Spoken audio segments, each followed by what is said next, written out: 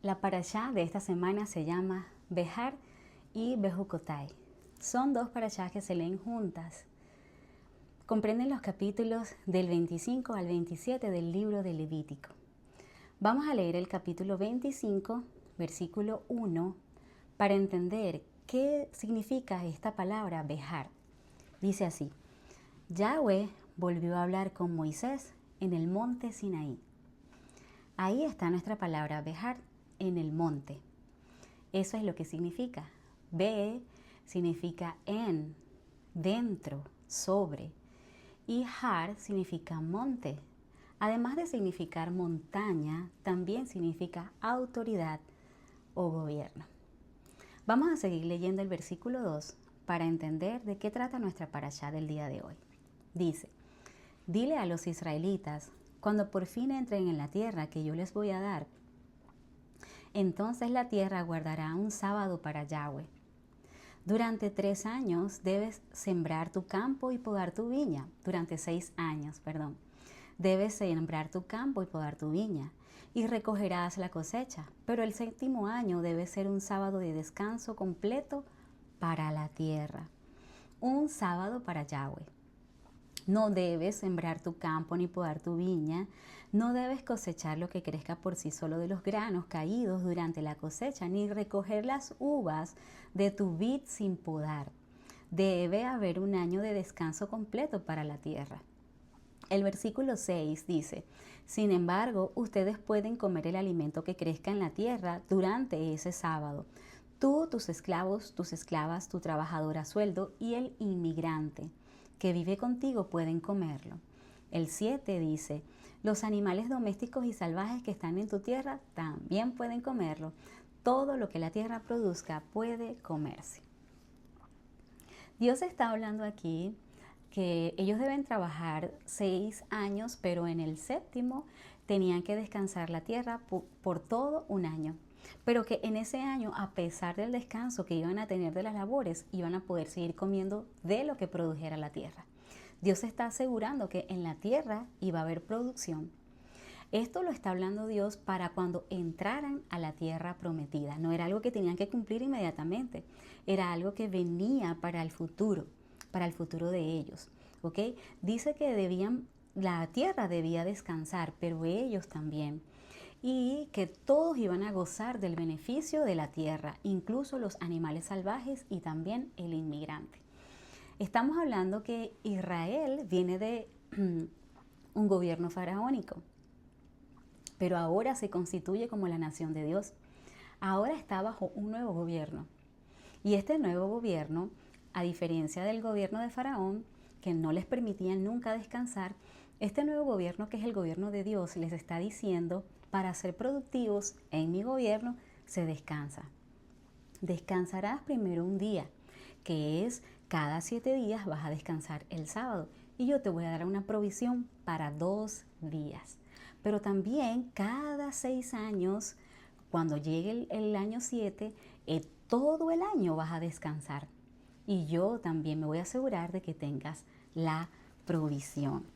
En Levítico 25, de este mismo libro, el 8, 9, 10 y 11 dice así: Contarás 7 años sabáticos, 7 veces 7 años, y los días de los 7 años sabáticos serán 49. Entonces tocarás fuerte el carnero, el cuerno del carnero, en el 7º mes. El día 10 del mes es el día de expiación. Ustedes deben hacer que el sonido del cuerno se escuche en toda su tierra. Tienen que santificar el año 50 y proclamar libertad en la tierra para todos sus habitantes. Será un jubileo para ustedes, y cada uno de ustedes recobrará su propiedad, y cada uno de ustedes volverá con su familia. En el año 50 será un jubileo para ustedes. No sembrarán ni cosecharán lo que crezca por sí solo de los granos caídos, ni recogerán las uvas de sus vides sin podar.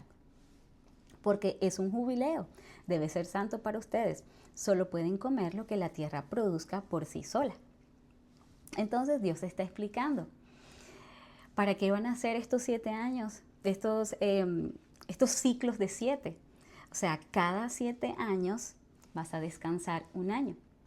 Y en ciclos de 7, cuando se cumplan 7 de esos ciclos, será en el 49, cuando entren al 50, entonces allí habrá un jubileo.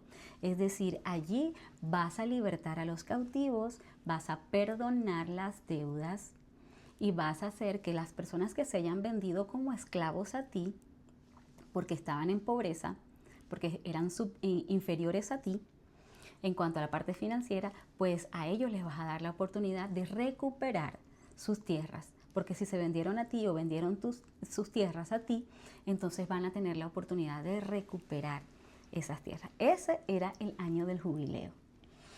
Entonces, fíjense, en el sistema de gobierno nuevo que ahora Israel estaba teniendo, tenían un día a la semana, un año cada 6 años, cada 7 años, y luego tenían un jubileo cada 50 años, en donde las personas que estaban en desventaja podían tener una segunda oportunidad, en donde se perdonaban deudas, en donde se liberaban esclavos.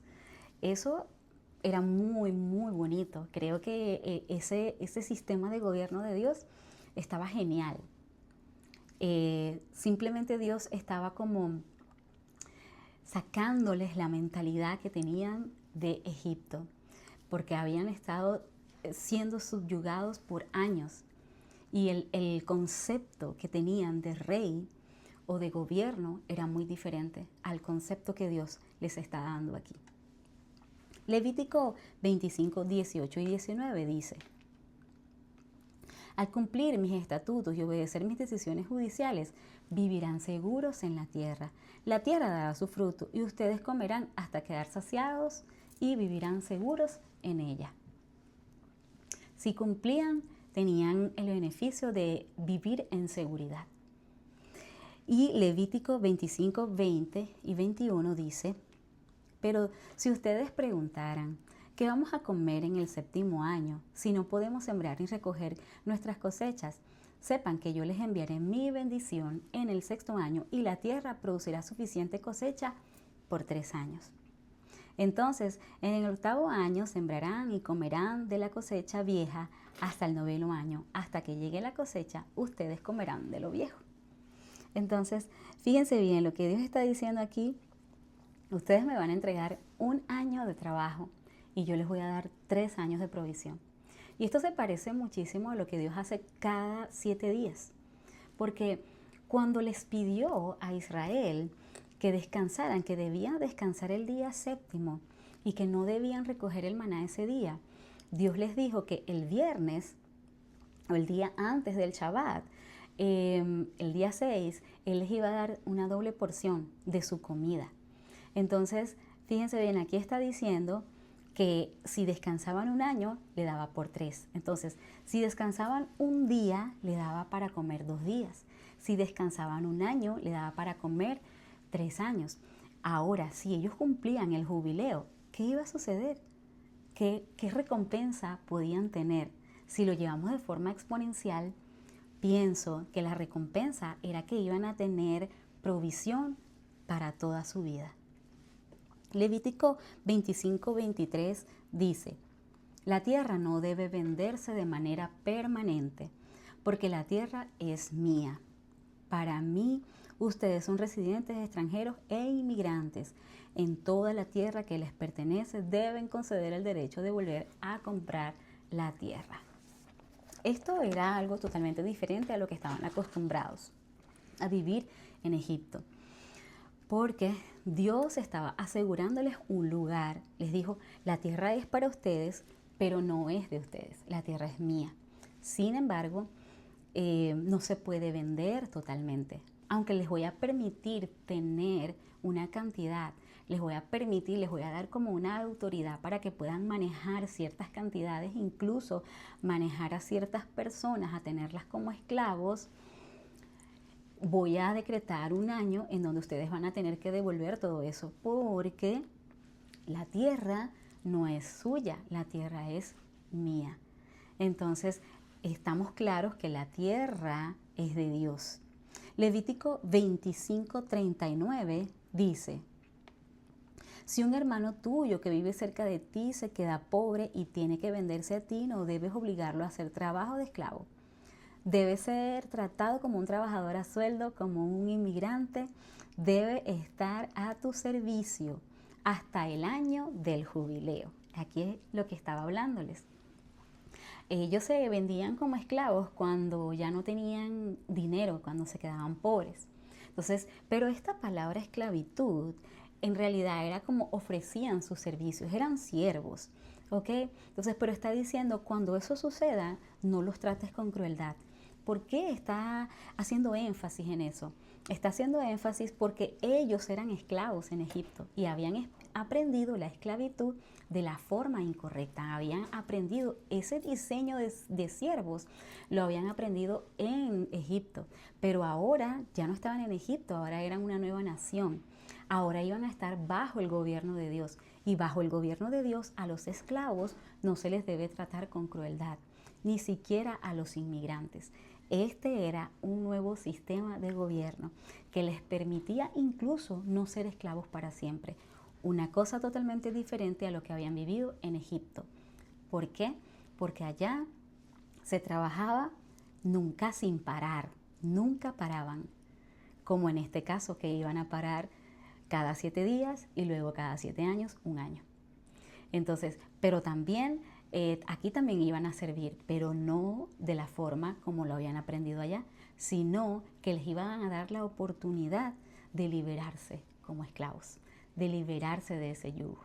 Entonces, todo esto está cambiando la mentalidad de los hebreos, está cambiando la mentalidad de estos israelitas. Esto era algo totalmente nuevo y que quizás no lo podían comprender totalmente. Levítico 25:42 dice, porque ellos son mis esclavos, a los que saqué de la tierra de Egipto. Ellos no deben venderse como se vende un esclavo. No los trates con crueldad y tienes que temer a Dios. Está hablando de las personas. Al principio les dije que la tierra es de Dios, pero también las personas le pertenecen a Dios. Y dice que son sus esclavos, sus siervos, y que no debemos tratar a las personas con crueldad. Pero esta palabra esclavos es importante tenerla en cuenta, porque en la modernidad esa palabra esclavo es alguien que está subyugado, que no tiene libertad, que no tiene derechos, que es maltratado, que no es defendido. Pero en este concepto del gobierno de Dios, así no era como se debía tratar a un esclavo, porque un esclavo era un sirviente, era alguien que ofrecía su servicio, pero no era alguien que iba a ser subyugado toda la vida. Y terminamos con el 25:55 que dice, porque los israelitas son mis esclavos. Ellos son mis esclavos a los que saqué de la tierra de Egipto.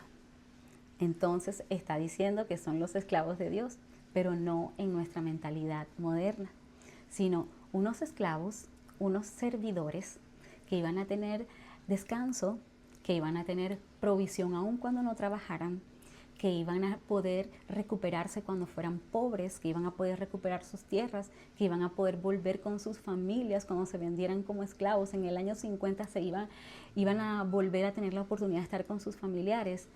Eso es una esclavitud muy diferente a la que estaban acostumbrados. Y por eso Dios los llama mis esclavos. Pero Él se asegura que esos esclavos fueran tratados con dignidad. Aquí entramos en el capítulo 26, versículo 3, para ya entrar en la siguiente parashá. Como les dije, son 2 parashá y aquí entramos en la siguiente parashá que se llama Bejucotai. Esta palabra Bejucotai la vamos a encontrar en el versículo 3 que vamos a leer para poder entender qué significa. Dice, si continúan andando según mis estatutos y obedeciendo mis mandamientos y los cumplen. Ahí cuando dice mis estatutos, en otras versiones dice mis decretos. Allí está la palabra Bejucotai. La palabra be, como vimos en Bejar, la palabra be significa en, dentro, sobre, ¿ok? Y la palabra jucotai significa mis decretos. Mis decretos. La palabra hukim significa decretos y la palabra hukotaim es mis decretos, ¿ok? Tiene un posesivo. Entonces, fíjense bien, en el versículo 3 está hablando de dos tipos de leyes. Dice, si continúan andando según mis bejucotai, mis decretos, y obedeciendo mis mandamientos, son dos cosas.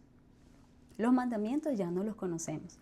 Los 10 mandamientos, creo que todo el pueblo cristiano se los conoce. Pero ¿qué son estos bejucotai? ¿Qué son estos decretos?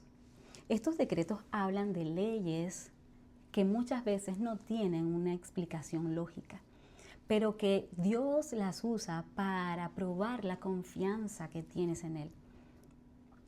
Estas leyes tienen mucho que ver con esto que acabo de decir acerca de que tenían que dejar de trabajar un día, luego dejar de trabajar un año y luego en el año 50 debían despojarse de todos esos bienes y todos esos esclavos que habían adquirido durante 6 años. Estas leyes lo que hacen es garantizarnos que realmente nuestra confianza está puesta en Dios.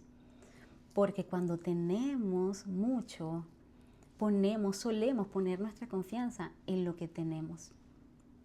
Y se nos olvida que quien nos provee es Dios. Que Dios quisiera que la tierra descansara, nos aseguraba a nosotros que la provisión no viene de mi trabajo, sino del cielo. Ellos podían comer durante 3 años un fruto que no cosecharon, porque no era lo que Dios quería que ellos entendieran, es que la provisión proviene de Él y no de nuestros trabajos. Entonces, estas leyes, estos decretos, lo que hacen es probar que realmente confiamos en Dios. En Levítico 26, del 4 al 13, está dando una descripción de todas las consecuencias buenas que iban a llegar si ellos podían obedecer sus decretos y obedecer sus mandamientos. Y esas consecuencias buenas, yo simplemente hice una conclusión de ellas y se las voy a dar.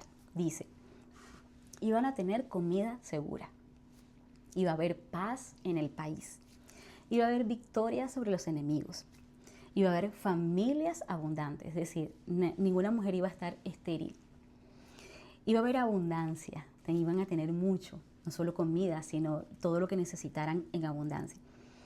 Iban a tener la aprobación de Dios, iban a andar con la cabeza en alto. Estas son las cosas que iban a suceder si ellos cumplían. Y Dios está en este momento dándoles como su sistema de gobierno, su propio sistema de gobierno, ¿verdad? Y está diciéndoles como un político, ¿no? Cuando se va a lanzar a la candidatura y les está diciendo, yo ofrezco esto, yo ofrezco aquí, pero esos políticos cuando ofrecen todas esas cosas, la mayoría de las cosas no las cumplen. Sin embargo, Dios sí cumple su palabra. Y está diciendo todo esto y está asegurando que bajo este sistema, bajo esta autoridad que iban a tener de ahora en adelante, les aseguro que van a tener comida segura, paz, van a caminar con la cabeza en alto, van a tener abundancia, no va a haber escasez, no va a haber mujeres que no puedan tener hijos. Eso no va a pasar. Les aseguro que todo esto se va a cumplir si ustedes me obedecen.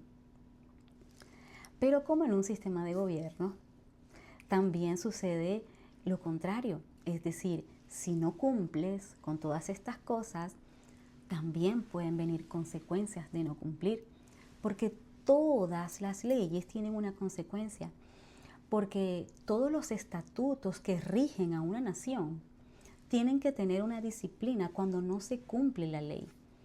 Eso sucede en todos los países y también iba a suceder a la nación de Israel. Era una constitución. Si violas la constitución, también ibas a recibir una consecuencia de eso. Sucede incluso en la actualidad. Si violamos una constitución, entonces también vamos a recibir una disciplina de parte de un juez. Lo mismo está haciendo Dios aquí. Y en el capítulo 26, versículo del 14 al 41, está diciendo todo lo que te va a pasar, lo que le va a suceder al pueblo de Israel si no cumple con estos estatutos y estos decretos, si no cumple con la constitución de esta nueva nación que estaban haciendo. Entonces, cuando lo leemos, son cosas terribles, pero yo los resumí para poder explicarlo más rápido. Entonces, ese resumen es el mismo resumen que hice de los beneficios que tenemos cuando obedecemos. Ahora vamos a leerlos de forma contraria. Comida insegura. Es decir, puedes comer hoy, pero mañana quién sabe. Guerra, porque había paz en el país, pero ahora vamos a hablar de guerra. Y la guerra, por supuesto, trae caos y miedo, mucho miedo. Entonces iban a vivir con miedo. Victoria sobre los enemigos, entonces quiere decir que iban a perder, nunca iban a ganar sobre sus enemigos. Familias múltiples, entonces quiere decir que a las mujeres les iba a costar tener hijos. Abundancia, entonces, escasez. Aprobación de Dios, entonces, desaprobación de Dios. Andar con la cabeza erguida, entonces andar cabizbajo, con la cabeza baja, porque no has obedecido.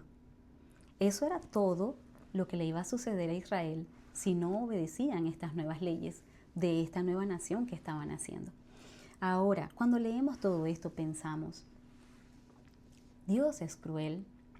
¿Cómo puede Dios hacer todas estas cosas que están desde el versículo 14 hasta el 41? Todo eso está explicando todo lo que les podía pasar por no obedecer. Y cuando leemos esas cosas y las sacamos de su contexto, pensamos, wow, no puede ser, Dios era muy diferente aquí, era muy diferente al Nuevo Testamento. Pero no, sigue siendo el mismo. Porque esas cosas que estaba diciendo Dios que iban a pasar no eran un castigo porque Él es cruel. Eran una consecuencia de no obedecer. Sin embargo, como les dije, Él estaba escogiendo a esta nación para hacer de ellos una nación diferente, una nación de reyes y sacerdotes. Y en esta nación se respetaba a la persona y también a la tierra. Se descansaba para ser más productivo y también la tierra descansaba. Cuando vemos todas esas cosas decimos, wow, es muy bueno Dios. Pero cuando vemos todo lo contrario pensamos, oh, qué cruel. Es el mismo, sigue siendo bueno, porque Él no es un castigo porque Él quiera hacerlo. Es una consecuencia de no cumplir, pero Él sigue siendo bueno.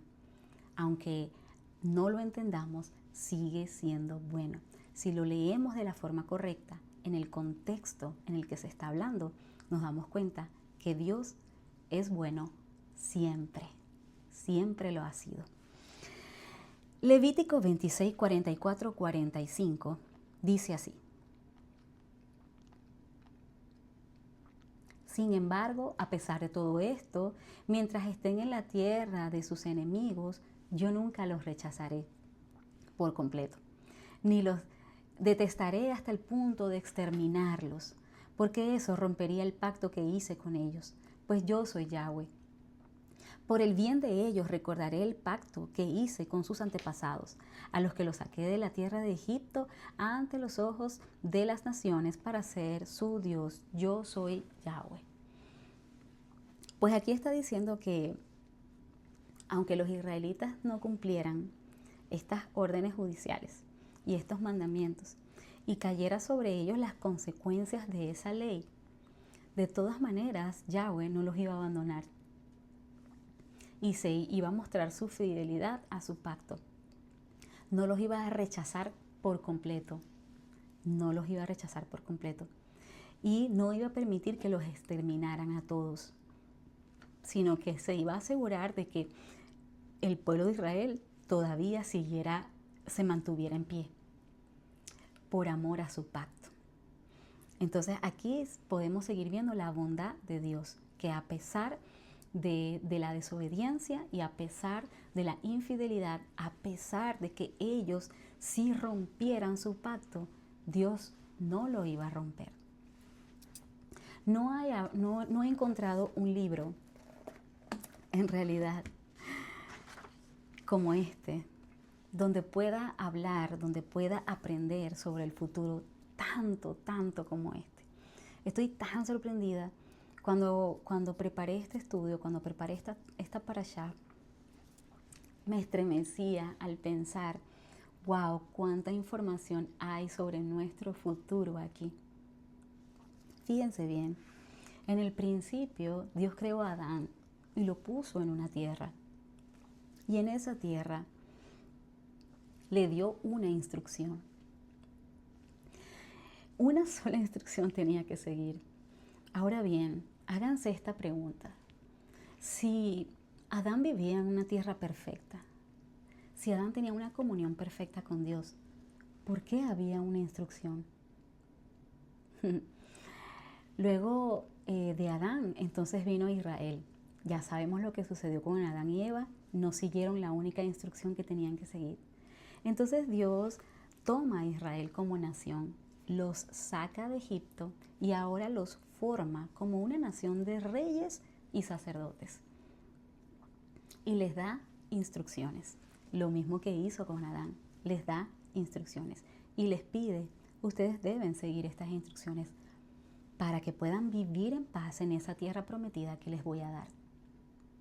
Pero este pueblo de Israel no cumplió a cabalidad todas esas instrucciones. De hecho, no conseguí yo un registro que diga que ellos realmente guardaron ese día de jubileo. No lo conseguí, más bien me conseguí con muchos versículos que decían que por no haber descansado la tierra, por no haber dejado descansar la tierra, Dios los había despojado de esa tierra. Encontré muchos versículos que hablaban sobre la desobediencia, de no haber cumplido estas leyes que acabamos de leer.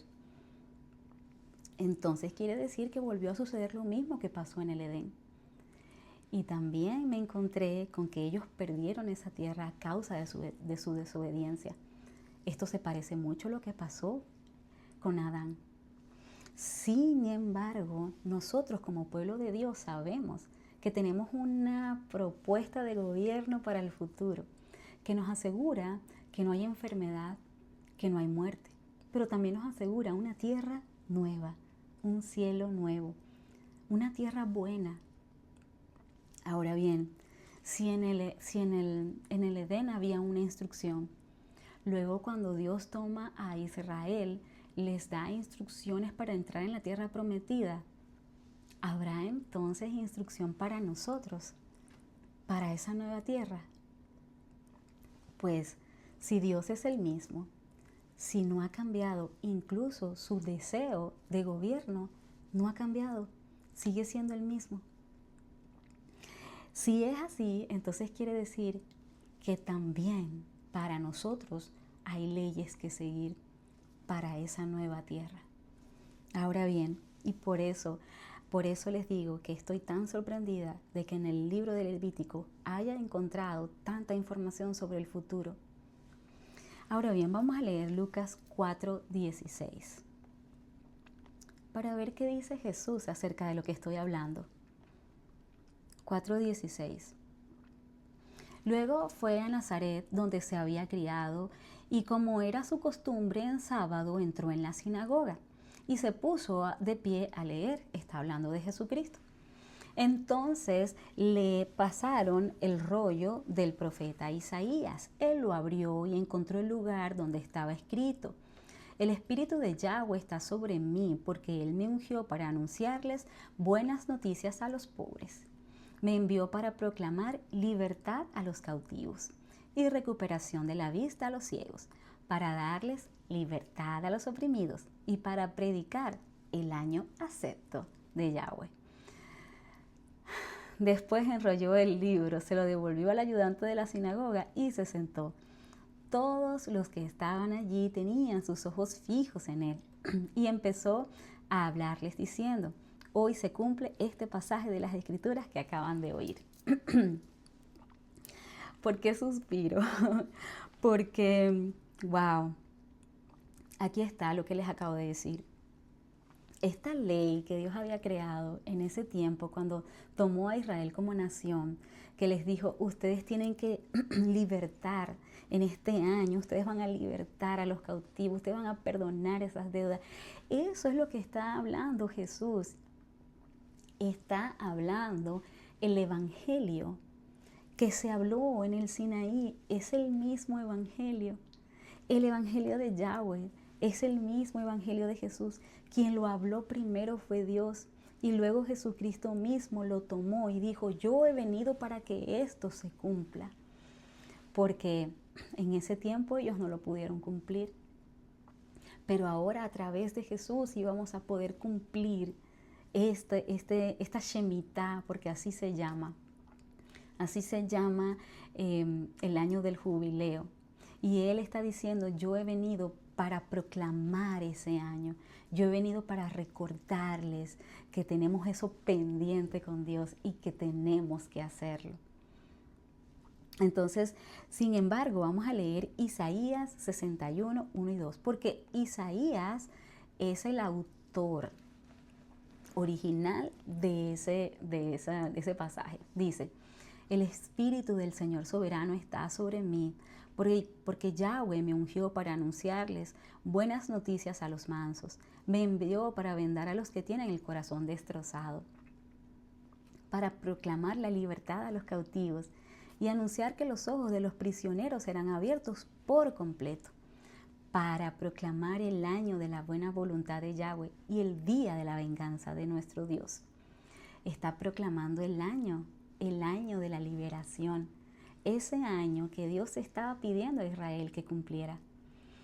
Para eso lo está hablando Isaías, pero Isaías vivió mucho tiempo después de que Dios diera estas instrucciones en el Sinaí. Y cuando tomamos este versículo de Isaías, la mayoría de los cristianos nos visualizamos en el futuro y decimos, este es nuestro futuro. Porque este pasaje está hablando de esa vida en el futuro que tendremos con nuestro Mesías. Luego tenemos al Mesías, muchos años después de Isaías, diciendo, ok, yo voy a cumplir esto. De hecho, se está cumpliendo hoy. Entonces, sí era una promesa futura, pero esta promesa futura está desde el inicio, incluso desde Adán. Desde allí estaba proclamado el Evangelio de una tierra buena, de una tierra donde no íbamos a morir, donde íbamos a vivir en paz y donde Dios nos aseguraba el alimento, a pesar de que muchas veces nos iba a pedir no trabajar. ¿Para qué? Para que nuestra confianza no estuviera puesta en nuestra fuerza, sino en Dios, porque esas eran las leyes. Amar a Dios eran los mandamientos, el decálogo de amar a Dios, amar a las personas, honrar a nuestros padres, pero también estaban las leyes de los decretos, los bejucotai, que dice, estas leyes nos acercaban a la confianza en Dios para que nuestro corazón no se corrompiera a creer que las cosas que tenemos las tenemos porque trabajamos lo suficiente, sino porque confiamos en Dios. Esas eran las leyes que debía cumplir Adán, Israel, y ahora nosotros no debemos cumplirla. Ahora nosotros vamos a entrar a la tierra prometida solo porque Jesús murió y nos dio la oportunidad de entrar. ¿Será ese el plan correcto? Así es como está diseñado. ¿Eso es lo que realmente Dios desea? Bueno, vamos a ver si es así. Vamos a leer Mateo 19, capítulo 19. Mateo capítulo 19, versículo 16, desde el versículo 16. Vamos a leer, vamos a ver qué es lo que nosotros tenemos que hacer y qué no. Entonces se le acercó un hombre y le preguntó, aquí está hablando de Jesús también, dice, Maestro, ¿qué cosas buenas tengo que hacer para conseguir la vida eterna? Él le dijo, ¿por qué me preguntas a mí sobre lo que es bueno? Solo hay uno que es bueno. De todos modos, Si quieres alcanzar la vida, escúchese bien, si quieres alcanzar la vida, tienes que obedecer siempre los mandamientos. ¿Cuáles?, preguntó el joven. Jesús le contestó: no asesines, no cometas adulterio, no robes, no des falso testimonio, honra a tu padre y a tu madre, ama a tu prójimo como te amas a ti mismo. Ok, aquí no nombró los 10, pero obviamente sabemos que estaba hablando de los 10 mandamientos. Que no los haya nombrado todos no quiere decir que los demás no eran importantes. Simplemente le está diciendo como que, ya sabes, los 10 mandamientos, ¿no? Ok, el joven le dijo: yo todo eso siempre lo he obedecido. Ay, qué bien. Entonces Jesús les responde. Jesús contestó: si quieres ser perfecto, ve a vender lo que tienes y dale el dinero a los pobres. Así tendrás un tesoro en el cielo. Luego ven y sé mi seguidor. Al oír eso, el joven se fue muy triste, ya que tenía muchas posesiones. Entonces Jesús les dijo a sus discípulos: les aseguro que será difícil para un rico entrar en el reino de los cielos. De nuevo les digo que es más fácil para un camello pasar por el ojo de una aguja que para un rico entrar en el reino de los cielos. Cuando leemos esto, sin este entendimiento que acabamos de tener, no podemos ver la conexión de una cosa con la otra. ¿Sabe qué estaba haciendo Jesús con el joven cuando le pidió esto, que vendiera todo y lo siguiera? Lo que estaba haciendo era enseñándole estos decretos, enseñándole el Bejucotai, enseñándole los Juquín, porque los Juquín lo que decía era que pongo mi confianza total y absoluta en Dios. Él había cumplido con todos los mandamientos y eso estaba muy bien, pero todavía le faltaba poner su confianza en Dios. Por eso se le hacía tan difícil vender. Como dice, no lo pudo hacer porque tenía mucho. No lo pudo hacer. El problema no era lo que tenía. El problema no eran sus bienes, sus posesiones. El problema era que su dependencia estaba en eso. Su corazón estaba ahí y no en Dios. Y eso no conforma el nuevo reino de Dios. Eso no es parte del gobierno de Dios. Si nosotros estamos bajo la autoridad de Dios, tenemos que saber que nuestra confianza debe estar puesta en Él, porque esto fue lo que Dios hizo en Israel. Les dijo: el sistema que aprendieron de gobierno, olvídenlo, este es algo nuevo.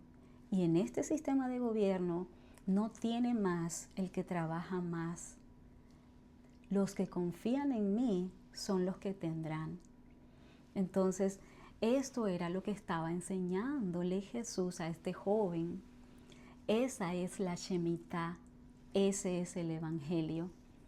Y a través de cumplir eso, le aseguraba que podía tener la vida eterna.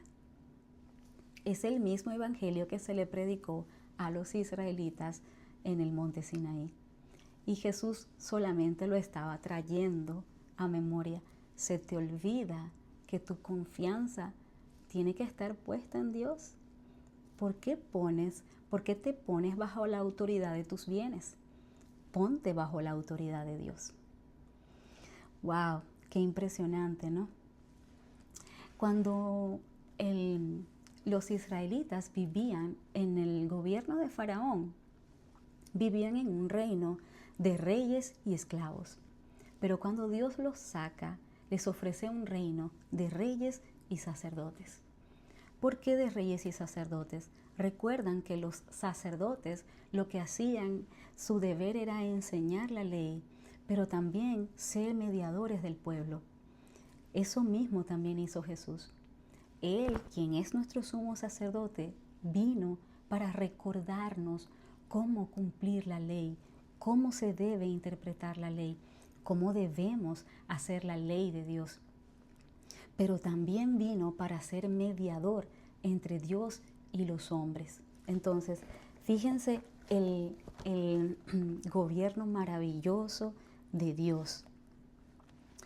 Si ellos le entregaban ese día ese día cada 7 días, también iban a poder entregarle ese año cada 7 años. Y también iban a poder entregarle todo cuando tocara despojarse de todo. Porque Dios quiere de nosotros absolutamente todo, no una pequeña porción de nuestra vida, sino toda nuestra vida para bendecirnos. Y hemos visto a través de esta parashá que no les estaba quitando, al contrario, les estaba dando más. Si nosotros hoy en día podemos darle un día cada 7 días, mañana podremos darle un año cada 7 años. Y un día podemos darle todo cuando lo pida. Ya no nos va a costar. ¿Por qué? Porque estamos bajo una autoridad de un gobierno muy diferente, de un gobierno que nos promete seguridad, paz, alimento, por sobre todas las cosas, felicidad, andar con la cabeza en alto, porque somos los hijos, somos un reino de reyes y sacerdotes. Dios no ha cambiado de parecer. Y aunque lamentablemente no ha podido cumplir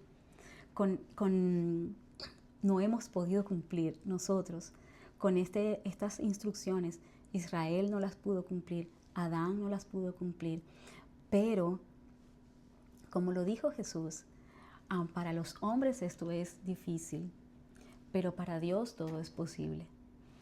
Eso es lo que está haciendo Dios en este momento, asegurándose de que sea posible. ¿Cómo? A través de que en nuestro corazón debe haber el deseo de seguirlo y de obedecerlo.